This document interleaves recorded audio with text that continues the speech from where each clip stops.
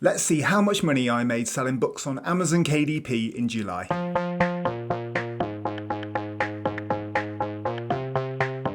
Summer is here, and for some that means a downturn in orders on Amazon KDP. Was it the same for me? Let's take a look. So like normal, I'm going to start this income report looking at what my goals were for the month. For July, I wanted to publish 5 books. I set myself a target of 1,200 book orders, and I wanted to hit $2,000 in monthly profit.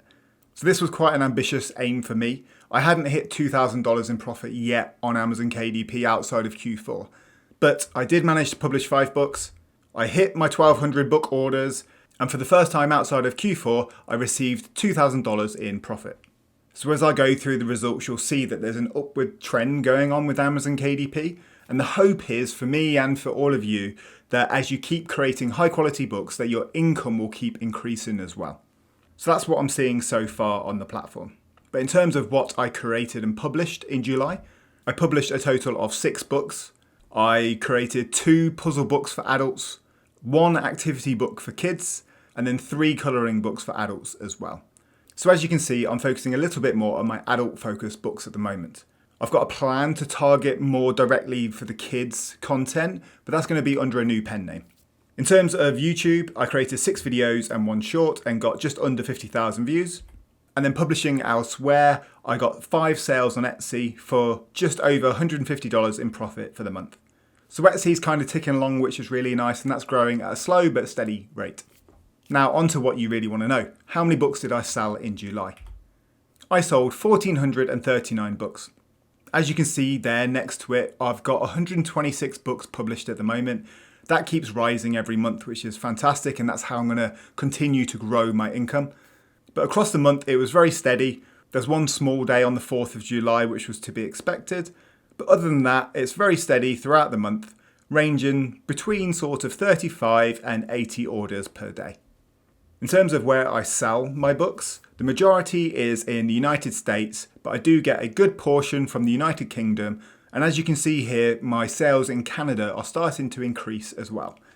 So I think this is the first time that I've hit that 100 orders per month within Canada. And as we'll come on to later, I'm using ads a little bit more in Canada, and I'm trying to launch my books there as well as in the US and the UK. On to how much money I made in July. So those orders you saw earlier were worth $3,026 in royalties. For my Brits out there, that's approximately £2,365. And so this graph pretty much reflects the orders. So there's nothing really that new or crazy to see here. But taking the 4th of July out there, I only dipped under $70 per day once on the 28th of July. So I feel like that's kind of my base now. So if we're saying every day in terms of royalties, I'm earning between $70 and $150, $160. That's a really good place to be in. And seeing as there were 31 days in July, we can very quickly do the maths on this. And you can see that I'm earning just under $100 a day in royalties. However, if you're a regular to the channel, you know that those royalties don't include my ad spend. So let's come on to that now. I was quite aggressive with my ads in July, not quite to the same level as I was back in May that I dialed back in June, but you can see here I spent a decent chunk of money in the USA and the UK. If you're quite new to ads, the key things that you want to be driving on your ads is the orders, and you want that ACOS as low as possible. If you're not sure what ACOS is, I'll link a video in the corner now. It's a very important metric that you need to know when you're running ads on Amazon. It basically tells you how profitable your ads are. So for me, what I try and do is I try and keep that as close to, if not below, 20%, because I know around 20 to 25% ACOS is directly profitable on most of my books. So you can see in the USA, I probably wasn't directly profitable across all my ad spend, but I did try and launch a few new books which pushed that ACOS up towards that 30%. In the UK, it's a bit more profitable. It's just above 20% ACOS, so those just keep running in the background. In Canada, again, I increased the ad spend to $93 for the month, but that saw 40 orders at 15.7% ACOS, which I'm very, very happy with. But then in Australia, I don't know if you have this problem as well, I'm struggling to get my ads to serve, and so I spent $11 at a very high ACOS. So Australia at the moment, I'm just leaving ticking over. I don't get that many impressions or clicks on there. So if you've got any helpful tips on how to get your ads serving in Australia, drop a comment down below. Here's just a little snapshot at my ads for the month. Feel free to pause and take a deeper look if you really want to, but my USA ads for the month look like this. The spend is in blue, the cost per click is in that greeny browny colour, and then the orders is in that purple colour. So you can see here what I'm trying to do is get my cost per click down as low as possible while still maintaining the orders. So a cost per click of just above 30 pence is average across all of my ads in the United States. Coming into the UK, this is probably why my UK is a little bit more profitable, is the cost per click average here is 22 pence.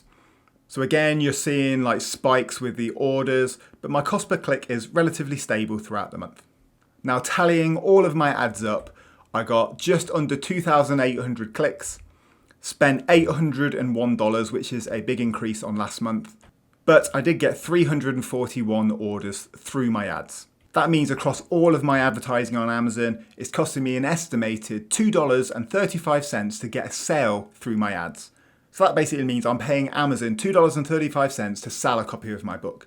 Now for some books that's going to be profitable, for others I'll be making a loss.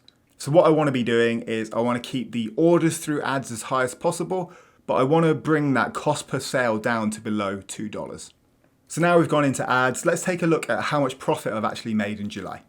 So my income was $3,026. My ad spend was $801. My monthly expenses is just my mid-journey fee. I have a yearly subscription to Creative Fabrica, which I don't take off of these monthly expenses. But if you were to take that off, that would be another $3 or so. So it doesn't really skew these figures too much, which means my take-home profit is $2,189 for the month. For my Brits, that's approximately £1,712.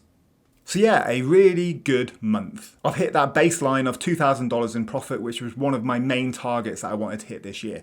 Now I need to get that up to $2,500 and then $3,000 profit a month, and then I'll start being able to kind of approach this more as a full-time income. Taking a little step back, we can see the growth across 2024 so far.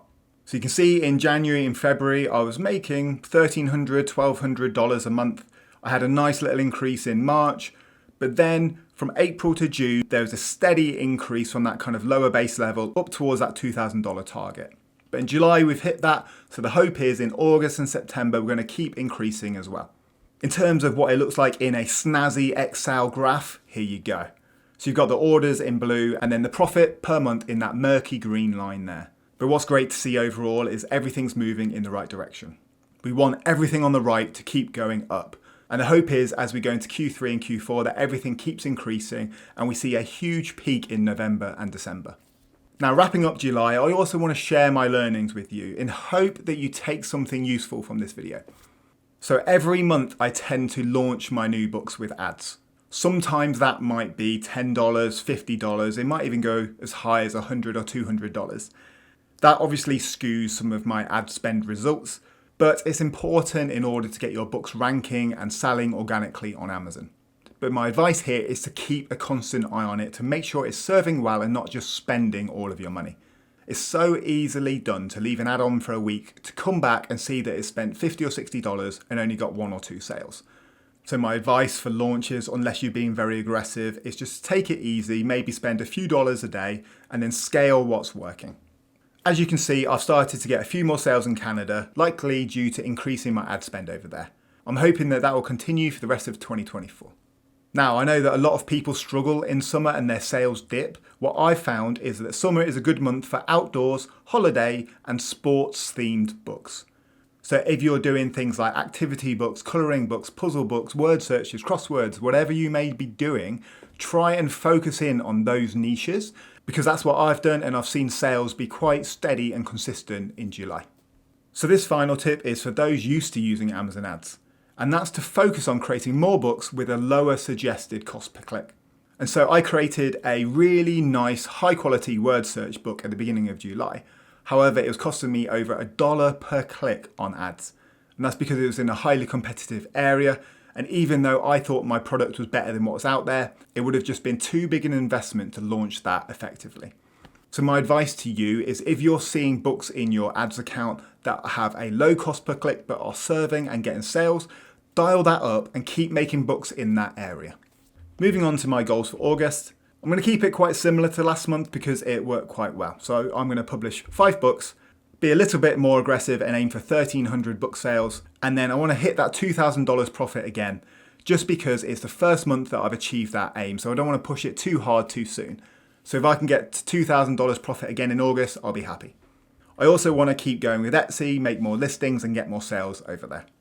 So that wraps up July. It was a very good month for me on Amazon KDP, and hopefully this video gives you some inspiration, it gives you some little tips, and it keeps you on the right track. If you've got any questions, if you want to let us know how you're getting on, drop a comment down below. Don't forget to hit that like and subscribe button, and I'll see you in the next one.